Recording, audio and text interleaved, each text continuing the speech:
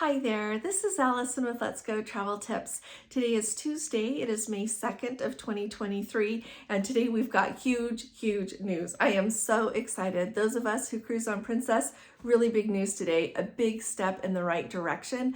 We are also going to go over some really exciting news for people who are not US citizens but are wanting to travel to the United States even if you're not vaccinated. We've got news on that. Also, those of you who will be traveling on a closed loop cruise, let's go over the document requirements on that and a couple of things I think you ought to be aware of. That has been in the news recently with Carnival Cruise Lines, and often what happens on one cruise line is important to know for other cruise lines. And then finally, those of you who are going to be going to Seattle for perhaps a cruise to Alaska this year or for other travel in the near future, there's a update that I think you need to know about for the light rail system there in Seattle. So let's go ahead and get started. Okay, let's start at the top with the most exciting news. Those of us who love to cruise with Princess thoroughly enjoy cruising on Princess, except for we know that their internet has been so slow. For a really long time, Princess announced, and we kind of have the motto of saying that they have the fastest Wi-Fi at sea, and then they didn't for a really long time.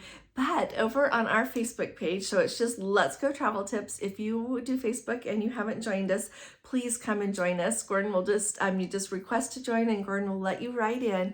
But we've got a Let's Go family member who is on the Discovery Princess right now who says, and that's right now, they are on their way to Juneau. And since last night, when you do the speed test, it shows a Starlink.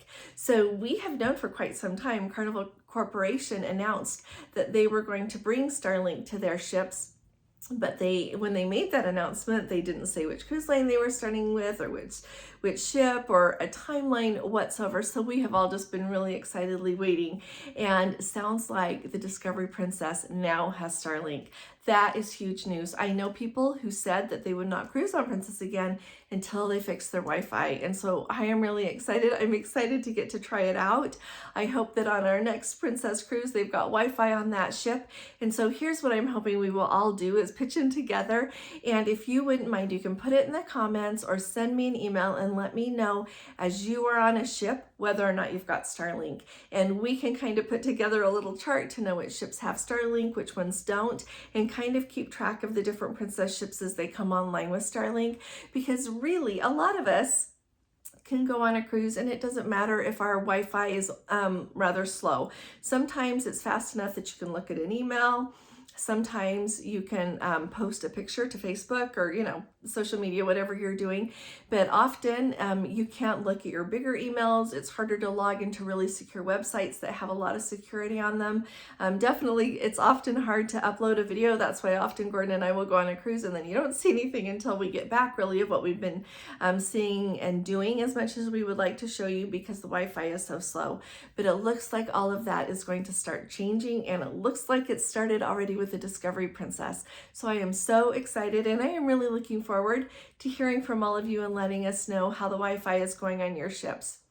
I shared with you that when we went on the Norwegian breakaway at the end of, it was at the end of January this year out of New Orleans, they had Starlink on that ship and it was so fast. It was really nice. We thoroughly enjoyed that.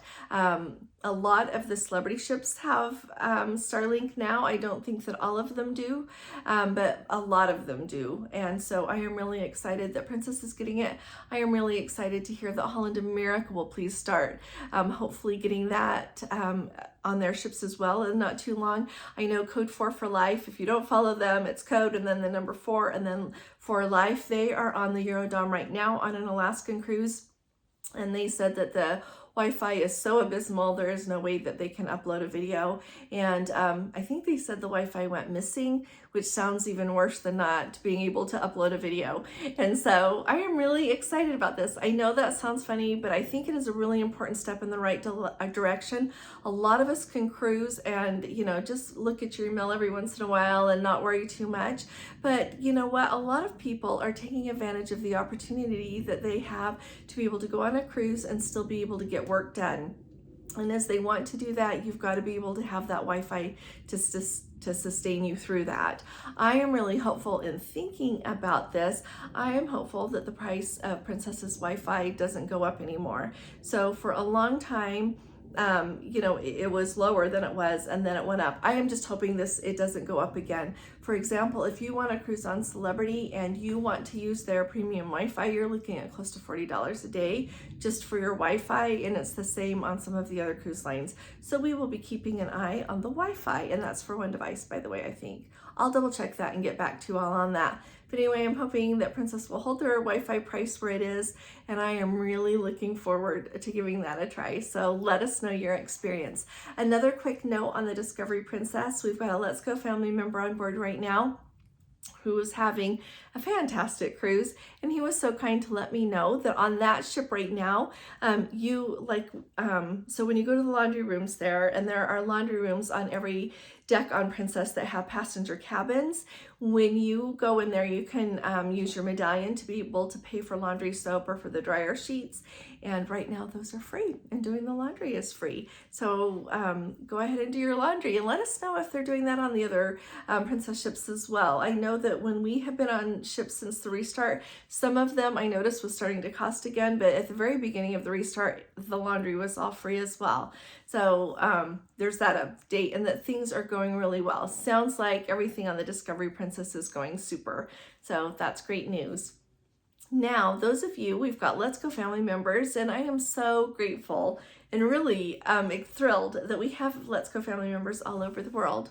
And so if any of you have been waiting to travel to the United States, whether it's to see your family or if it is to, you know, visit something or to go on a cruise, starting on May 11th, that is the day that the public health emergency that was declared by the US government is set to expire, and all indications are that they are going to let it expire this time.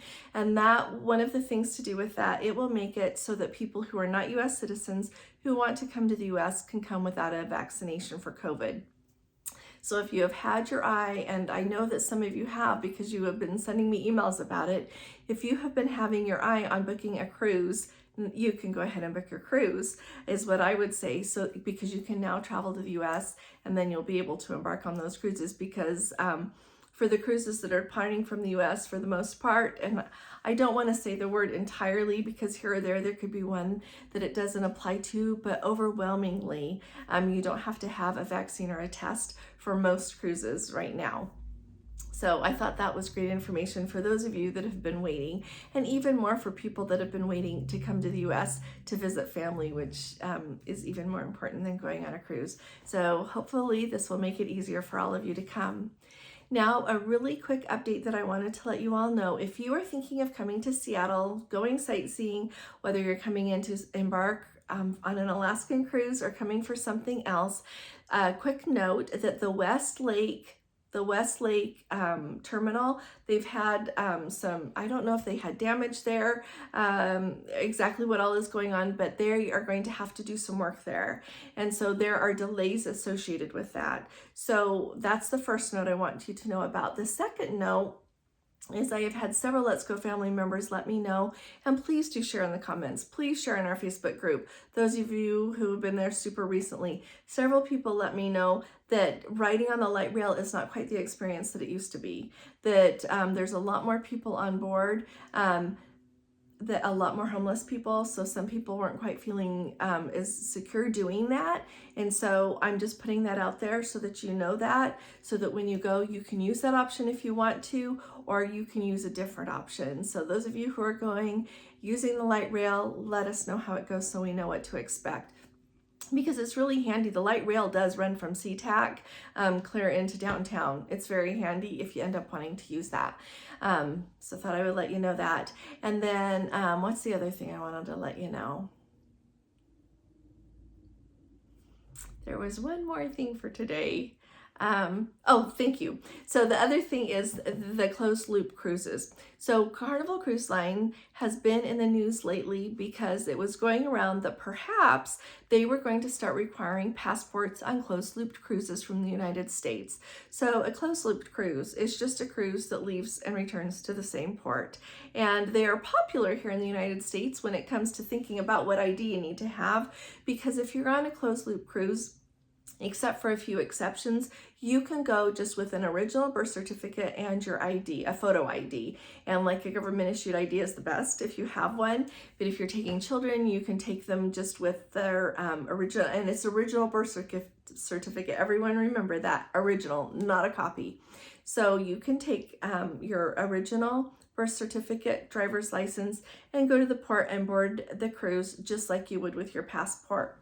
The caveat with that is that if you do that and you end up having to get off in another country while you're on that cruise, so think of an Alaska cruise, getting off in Canada for medical reasons, or if something happens and you want to hurry up and fly home, you never know why this might happen, but it is not going to be quite as simple to be able to just get on a flight and fly back to the United States without a passport.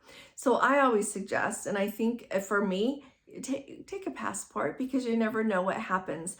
But if you don't want to get a passport, or you don't have time to get a passport, you can go ahead and go on those cruises. There are a couple of islands in the Caribbean that do require you to have a passport. And so make sure that whatever cruise you're going on, you thoroughly check and make sure that a passport is not required. But back to the main story there, Carnival Corporation, it had been rumored that they were going to go ahead and start requiring passports on all of those closed loop cruises.